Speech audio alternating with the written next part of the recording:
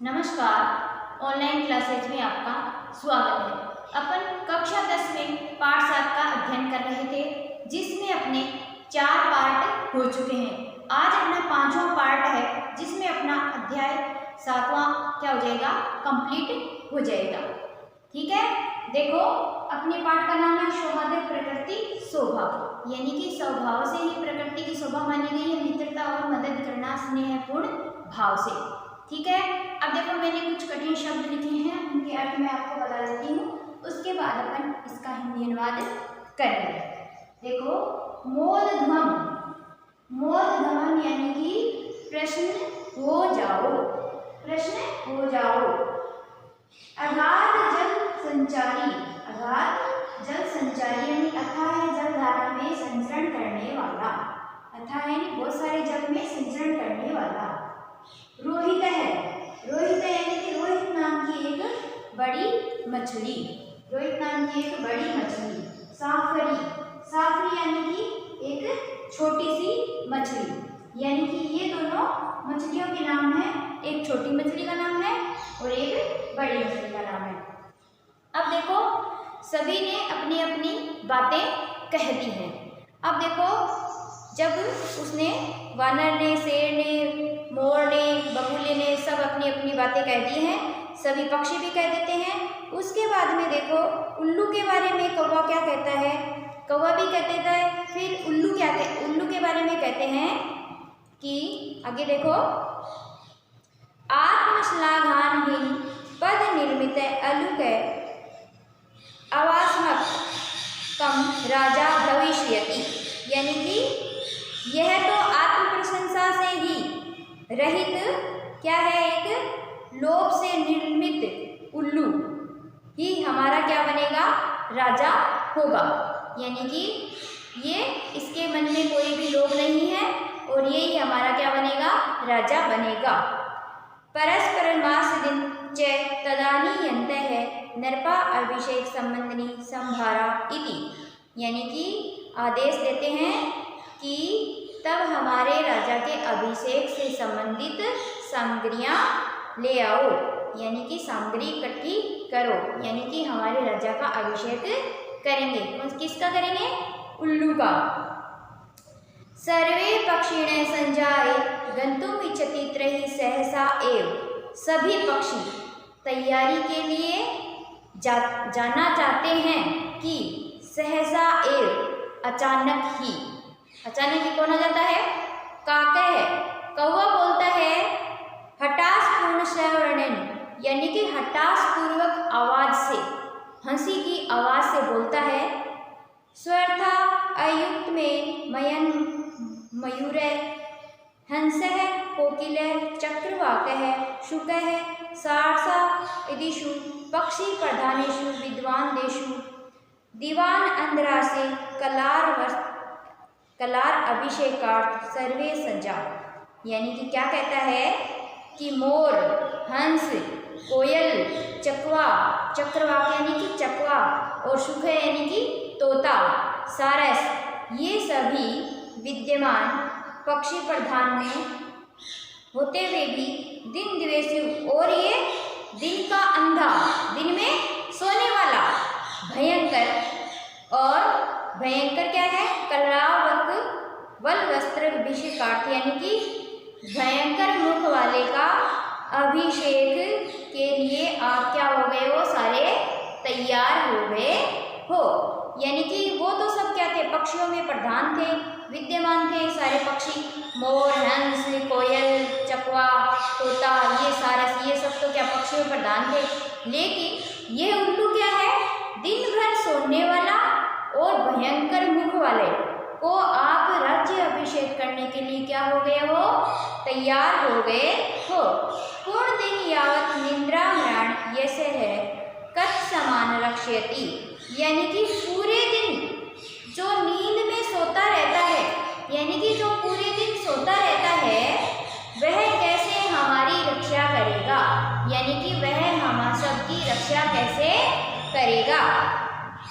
वस्तुतः कहा गया है कि स्वभाव रौद्रमर्दते क्रूर प्रियवादिनम अलुकन प्रकृति कृत्वा कामो सिद्धि भविष्यति, यानी कि स्वभाव से क्या है, भयानक है और क्रोध वाला और अत्यंत उग्र और निर्दयी और क्या माना गया है, अप्रियवादी उल्लू को राजा करके क्या सफलता होगी।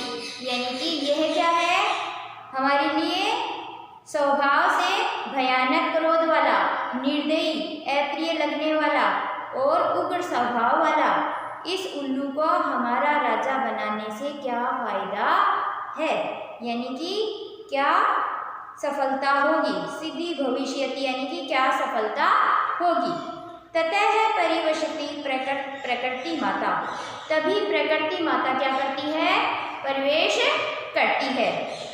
प्रकृति माता कहती है, सस्नेह प्यार से, भो प्राणी ने, कि अरे अरे प्राणी, हे मनुष्यों, हे पक्षियों, युवम सर्वे एवं संतत्वे, कि तुम सभी मेरी क्या हो, संतान हो। कथम मिथ्यम कलम कुरुतः, कि आपस में आप झगड़ा नहीं करो, आपस में आप सबरा क्यों झगड़ा कर रहे हो, या आप झगड़ा मत करो। वस्तुतः सर्वे वन्य जीविने अन्यो आश्रिता, यानी कि वास्तव में सारे जंगल के जीव एक साथ रहें, सारे क्या करें, इसमें एक दूसरे पर आश्रित रह के हमेशा यहीं पे एक साथ रहो। क्या कहा गया है कि वास्तव में ही सारे वन्य जीव, यानी कि जंगल में रहने वाले जीव एक दूसरे पर क्या रहते हैं, आश्रित रहते हैं। सदैव स्मृत है, हमेशा याद रखो, ददाति प्रतिग्रहणाति गृहमिख्याति प्रशति भूपयन्ते भोजते चेयो षड्विध प्रीति लक्षण है। यानी ददाति यानी कि देता है, प्रतिग्रहणाति यानी ग्रहण करता है, गृहख्याति यानी कि रहस्य कहता है, प्रच्छति यानी कि पूछता है, और भृंग्युति यानी योजते यानी कि जोड़ता है। ये 6 क्या लक्षण है, ये 6 प्रेम के लक्षण हैं। देता है, क्या देता है, ग्रहण करता है, पूछता है और रहस्य बताता है और जोड़ता है। ये सारे 6 के 6 प्रेम करने के लक्षण बताए गए हैं। सर्वे प्राणी ने संवेदक्षण, यानी कि सभी प्राणी एक आवाज में कहते हैं, माता है कि माता, कथयति तुम भवती सर्वथा सम्यक् परम वयम भवती न जानामि, कि आप क्या कह रही हैं, सर्वथा उचित कह रही हैं। आप क्या कह रहे हैं, आप उचित कह रहे हैं, परंतु हम आपको नहीं जानते हैं। वो सभी पशु पक्षी क्या कह रहे हैं कि हे माता, आप सत्य कह रही हैं या स्वर्थ में अच्छा कह रही हैं, लेकिन हम सब आपको नहीं जानते हैं। भवता परिचय के, आपका परिचय क्या है। अब देखो, प्रकृति माता कहती है, अहम प्रकृति युष्माकम सर्वेशाम जननी, कि मैं क्या हूँ, प्रकृति हूँ और आप सभी की क्या हूँ, मैं माता हूँ। मैं आप सभी की क्या हूँ, माता हूँ। युवम सर्वे एव मैं प्रिया, और आप सभी मेरे लिए क्या हो, प्रिय हो। आप सभी मेरे लिए क्या हो, प्रिय हो। सर्वेषाम एव मृत्कृते महत्वम विद्यते यथा समयम न तावत् कलह समय वृथा याज्ञतु अपि तु मिलित्वा, यानी कि वह क्या कह रही है कि सभी का मेरे लिए महत्व, यथा समय क्या है, महत्व है। आप सब झगड़ा मत करो, इस समय आप सभी मिलकर के यथा मोदवय जीवनम एवं रसमय कुरुदय, आप सब मिलकर के क्या रहो, खुश रहो, और जीवनम च रसमय कुरुदय, और जीवन को रसमय करो।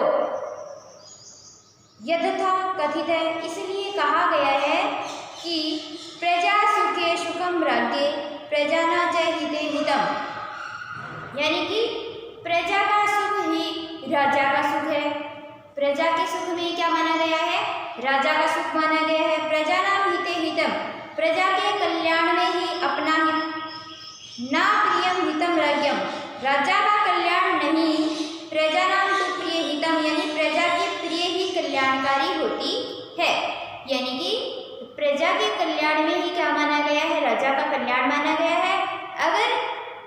प्रजा के कल्याण के लिए अगर राजा उसको प्रिय नहीं है तो राजा का कल्याण उसकी प्रजा में नहीं माना गया है।